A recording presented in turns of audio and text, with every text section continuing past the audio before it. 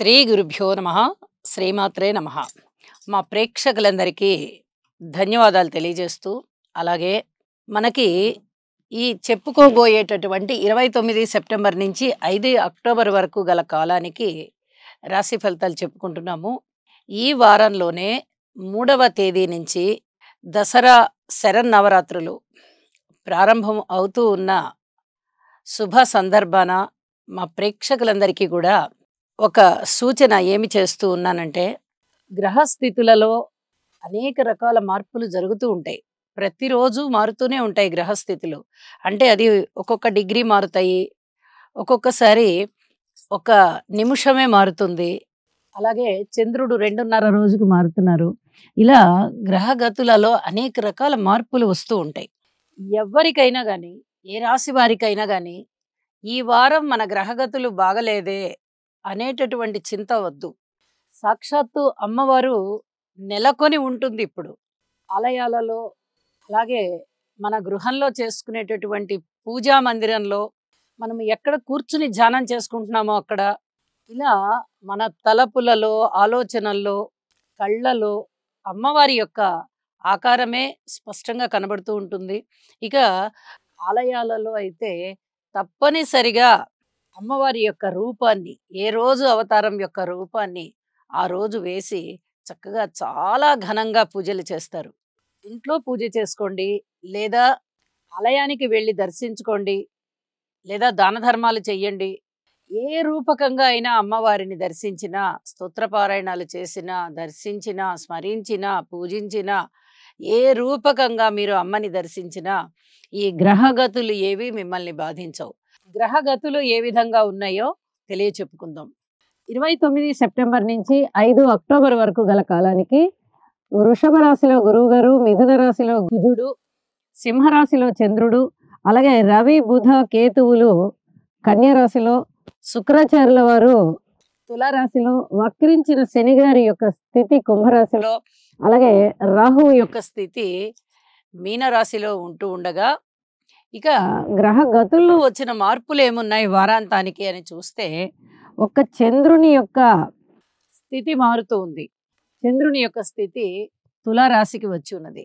మిగతా గ్రహాలన్నీ కూడా అవి సంచారం ఎక్కడ చేస్తూ ఉన్నాయో అక్కడనే ఉన్నాయి. అంటే ఇంకా వాటి కాల పరిమితి అవ్వలేదు కాబట్టి అక్కడనే ఉన్నాయి. చంద్రుడు ఒక్కరే మారి ఉన్నారు.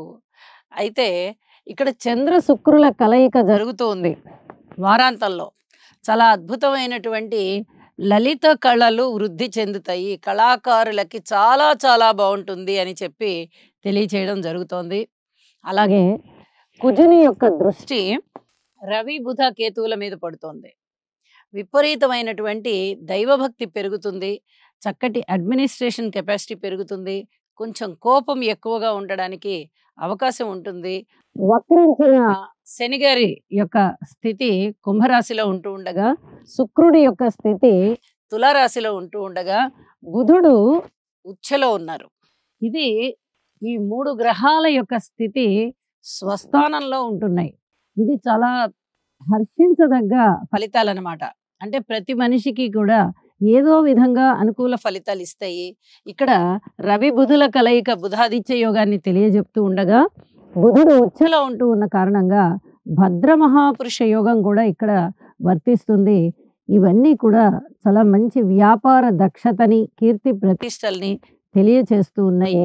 అలాగే గురువు గారి యొక్క పంచమ దృష్టి కూడా కన్యారాశి మీద ఉండడము, రవి, బుధ, కేతువుల మీద ఉండడము, చక్కటి జ్ఞాన సముపార్జన, అలాగే జ్ఞానం ఎక్కువగా వృద్ధి చెందడము, లాంగ్వేజెస్ బాగుండడము, టీచర్స్ కానీ, లెక్చరర్స్ కానీ, ఆ టీచింగ్ ఫీల్డ్లో ఉన్నవాళ్ళు వాళ్ళకి చాలా చాలా బాగుండడము, ఆధ్యాత్మిక చింతన పెరగడము, గురువులకి సంబంధించి చాలా చక్కటి అనుకూలమైనటువంటి ఫలితాలు కనిపిస్తూ ఉండడము, ఇవన్నీ కూడా చాలా బాగుంటాయని చెప్పి తెలియజేస్తూ ఇక రాసుల్లోకి వెళ్దాం.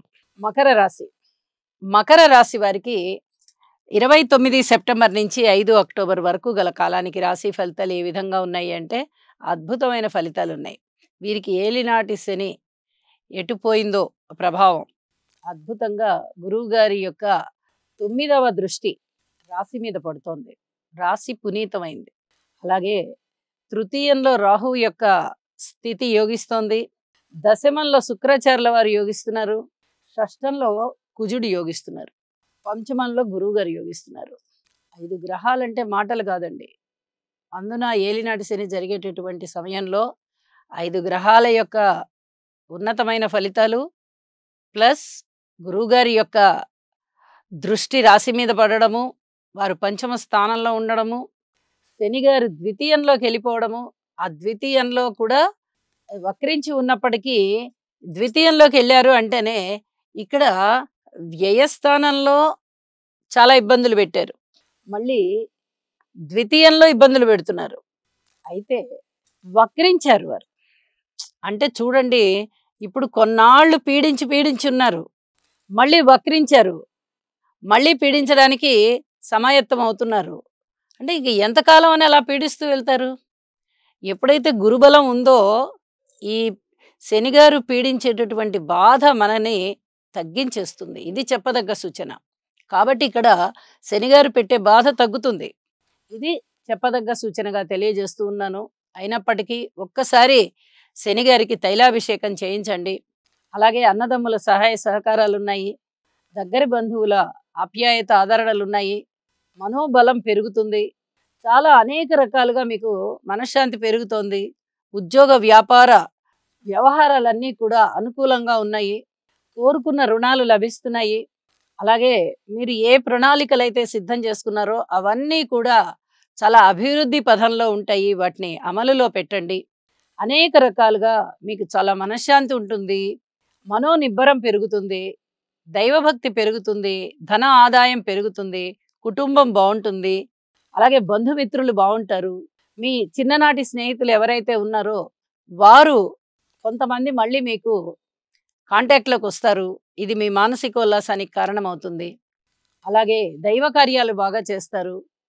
ధన ఆదాయం విషయంలో చాలా సంతృప్తిగా ఉంటారు అని చెప్పి తెలియజేస్తూ, వారాంతంలోకి వెళ్ళేటప్పటికీ దశమ స్థానంలోకి చంద్రుడు కూడా వచ్చారు. శుక్రాచార్యుల వారు యోగిస్తున్నారు. దానితో పాటుగా చంద్రుడి యొక్క యోగ స్థితి కూడా కలుస్తూ ఉన్న కారణం చేత మీ ఉపాధి ఏదైతే ఉందో జీవనోపాధి అది రెండింతలుగా పెరుగుతుంది. ఆదాయం పెరుగుతుంది. చాలా సంతృప్తికరమైనటువంటి జీవితం ఉంటుంది అక్కడ. అలాగే మీ పై అధికారుల యొక్క పూర్తి సహాయ సహకారాలు మీకు ఉంటాయి. వారి యొక్క ప్రశంసలు ఉంటాయి. ఉద్యోగంలో పురోగతి ఉంటుంది. అన్ని విధాలా మీకు ఆనందం కలిగిస్తుంది అని చెప్పి తెలియజేస్తూ, రాజకీయ నాయకులు సామాన్యంగా ఉన్నారు. అలాగే ప్రజల విషయంలో చక్కటి సహాయ సహకారాలు అందుతున్నాయి. మకర రాశి వారికి వివాహాది శుభకార్యాలు కుదరడానికి అనుకూలమైనటువంటి కాలంగా తెలియజెప్పచ్చు. అన్ని విధాలుగా బాగుంది అని చెప్పి తెలియజేస్తూ, దుర్గాదేవి ఆరాధన చెయ్యండి. మరింతగా అభివృద్ధి ఉంటుంది అని చెప్పి తెలియజేస్తూ నమస్కారం.